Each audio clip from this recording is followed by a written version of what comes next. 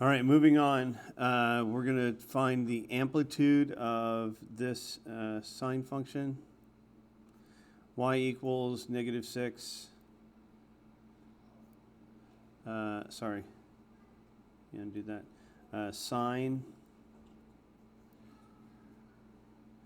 4x plus pi plus 1. That's a 1. Anyway, the amplitude is this value that sits in front of sine, but I'm going to show you just for later purposes, just to remind you, this is A, this is B, and this is, how to find C. This is really, C divided by B, and this is D. That's how you get there. Let's talk about the, there we go. Let's fix that anyway while I'm here. Woohoo! There. So we're looking at the value in front of sine. That's -6. But remember, amplitude is the absolute value of A. So 6 is our amplitude. There's another one just like it later on. I'm not even going to record that one. Find the arc cosine. Arc cos of -3 pi, -√3/2, sorry. And so we just find the cosine that's negative. So that's the x value that's negative, that's -3 pi/2. And, when we're talking about our circle or our quadrants, x is negative in quadrant 2 and quadrant 3. So cosine √3/2 is, what is that, 30 degrees? Okay. So 30, well, reflected over here, so there's 150. There's also a value down here that's 30 past 180, that'd be 210. It could be -150 and -210 as well, but if you look at the answers, 150 or 210, they're not there. So it's either 150 or 210. And be careful. You'll see it on the test. The next thing is, what are the vertical asymptotes of cosine, y equals cosine x? Trick question. Y equals cosine x, it's a parent function, right? Parent function of cosine, so if we just wanted to graph it, we'd say it has a period of 2 pi, so let's go ahead and go 2 pi out, right? And so let's cut it in half so we can do our work. It starts at its max, halfway to its min, and then ends at its max, right? And so we just shoot down through here and come right back up here. That's cosine. At any time during this or this wave is going to repeat that way, and it's going to keep going this way, et cetera, et cetera. Does it ever break? Are there any vertical asymptotes? The answer to that is no. Trick question, doesn't exist. Doesn't exist. Okay, so I apologize for that one. I meant to put in tangent. What's the period of a tangent function?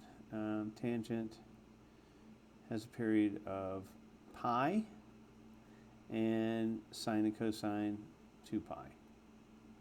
Periods. Sine, cos 2 pi. Period. Why does tangent have a period of pi? Well, it has those vertical asymptotes. Give me a chance to erase this. I'll show you what it looks like. I think I'm telling you too much, but you'll survive it.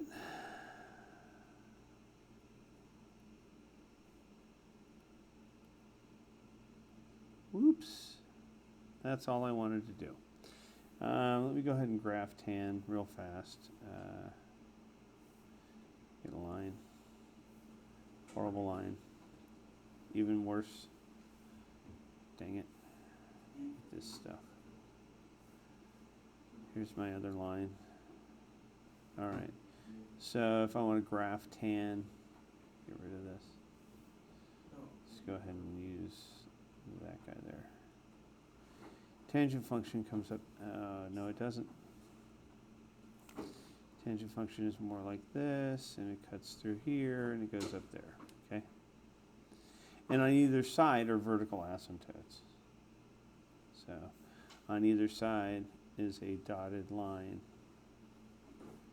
And those dotted lines are at pi over 2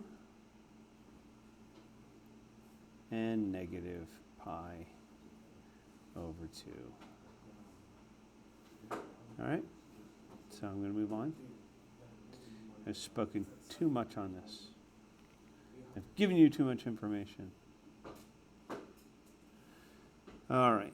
So if you look at the graphs, you go to your calculator, you go to the y equals button, and you put in that function, you'll see that letter C is what the graph looks like. I don't want to go crazy over that. I'm going to let you go ahead and figure that one out for yourselves. Calculators are great.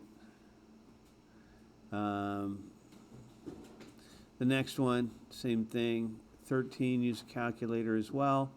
But when you use a calculator for 13, you have to find the table.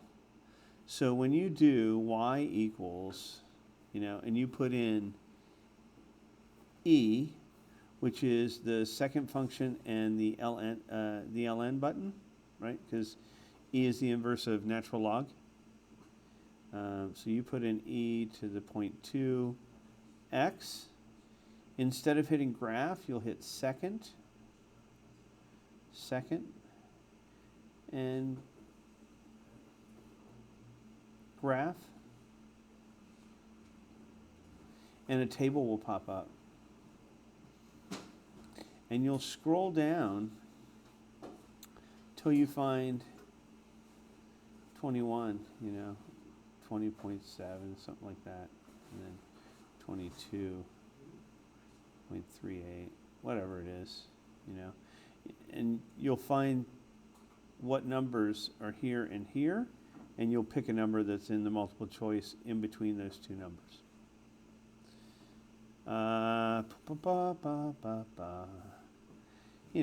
It's partially a test on how to use a calculator, because you're going to use a calculator for the rest of your lives if you're going into something mathematically.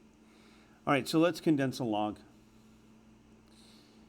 3 log is log base 10, 3 log x plus log 7, log base 10, 7,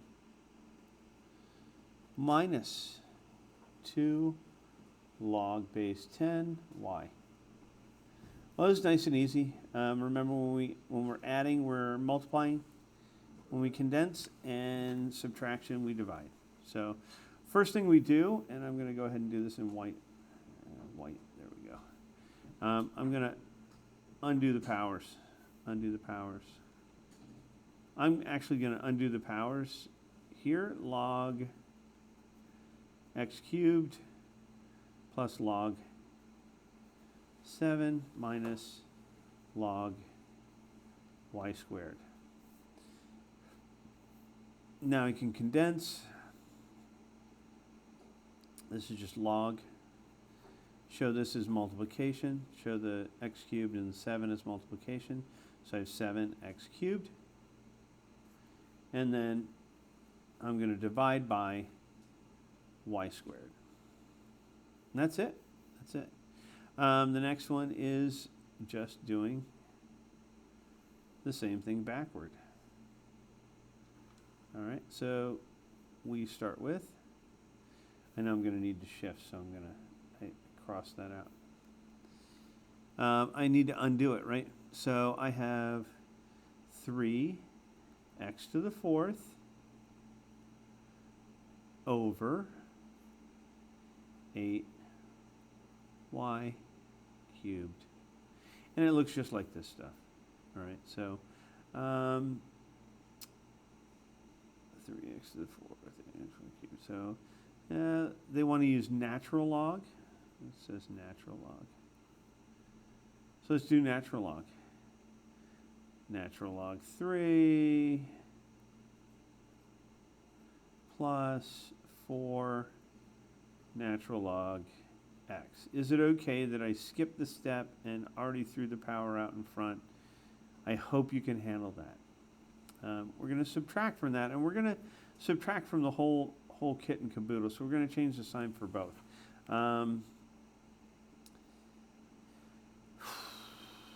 So we have natural log 8 minus 3 natural log y. There it is. Not so tough, is it? Go back over it. You should be good.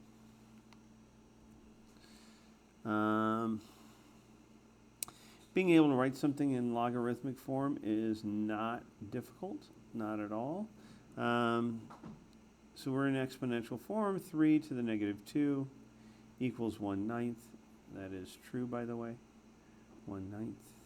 I don't know why I made it a G. There we go, 1/9.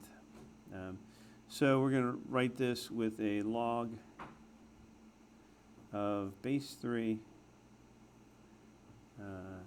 Log base 3, 1/9. The answer 1/9 would have, what do I need to get there? Negative 2.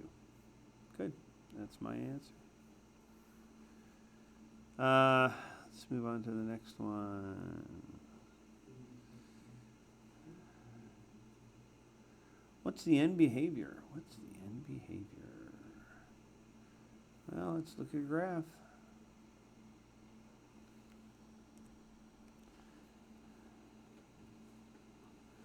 What is the end behavior of the following function?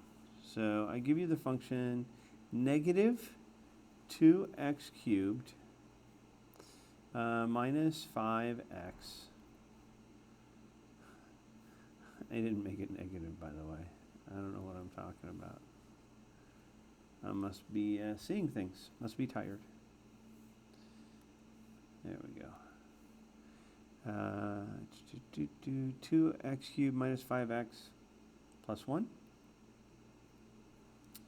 If you look at this, if you put this into the calculator, that's our function. If you put this into the calculator, you get something that looks something like this. It dips down, and your x-axis is here. It just cuts through there. Okay.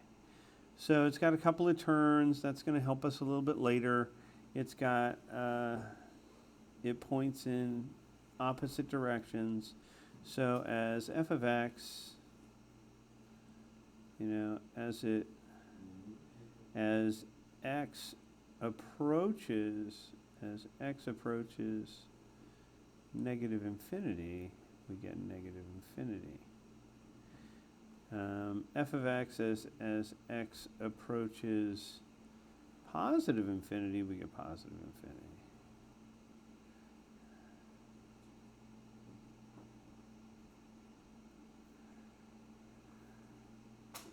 And this is supposed to be an arrow. These are arrows as it approaches, as it gets toward that. Okay, so I'm going to move on. If you're given a function, I'm just going to use this function because it's similar.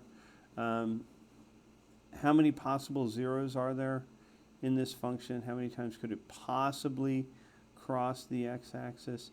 And that is the actual degree of this polynomial. So the degree is the highest highest exponent. So the most possible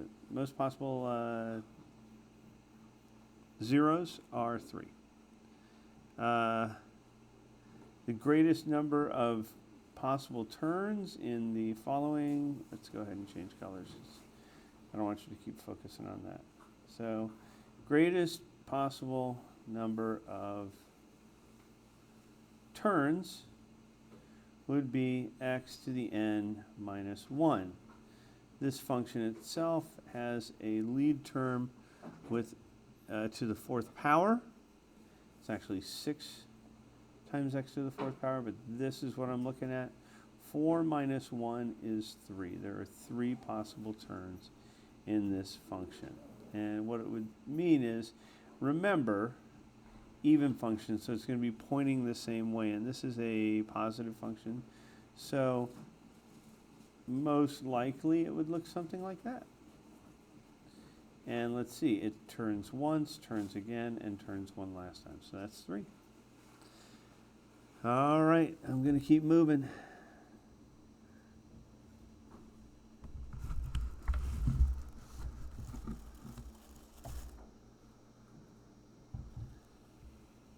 Here's the next piece.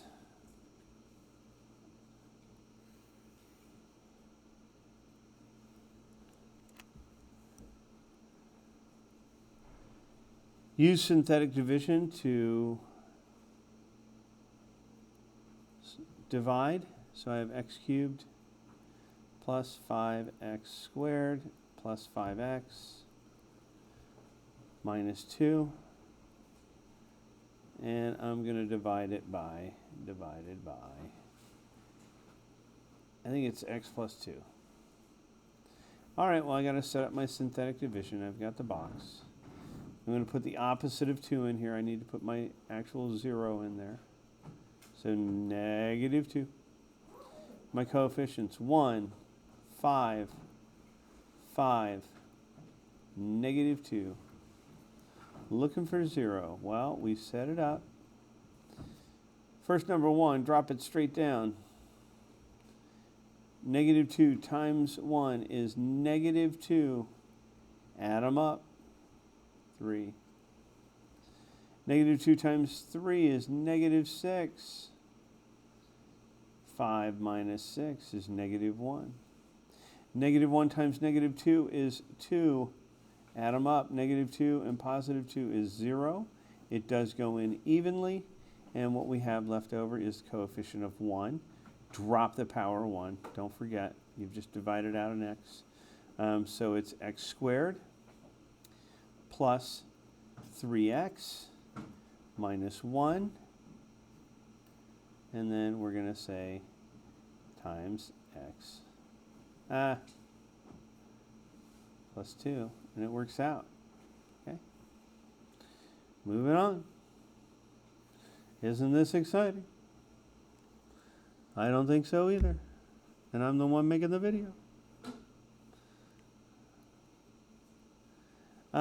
It's a real simple problem. It looks goofy, but it's a real simple idea. All we're looking for is values that would make our denominator 0. That's where those vertical asymptotes would rear their ugly heads. So we look at this simple function. It says f of x is x squared minus 4 over x squared minus 9. Well, these are two difference of squares, right? So it's x plus 2, x minus 2. And then that is going to be over x plus 3, x minus 3.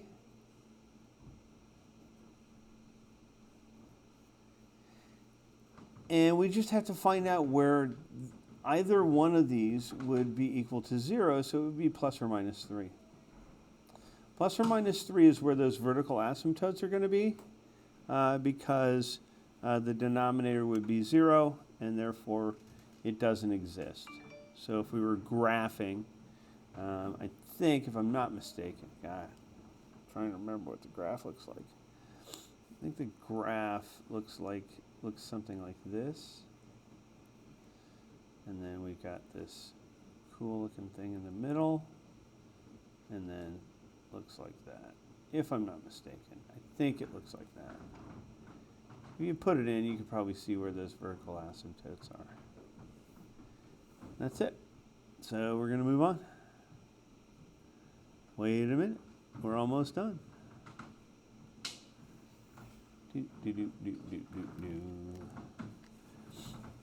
I got about 5 minutes and we'll be finished. I lied. This is the last problem, by the way, because the last one that you see is repeated. So, state the amplitude of the following.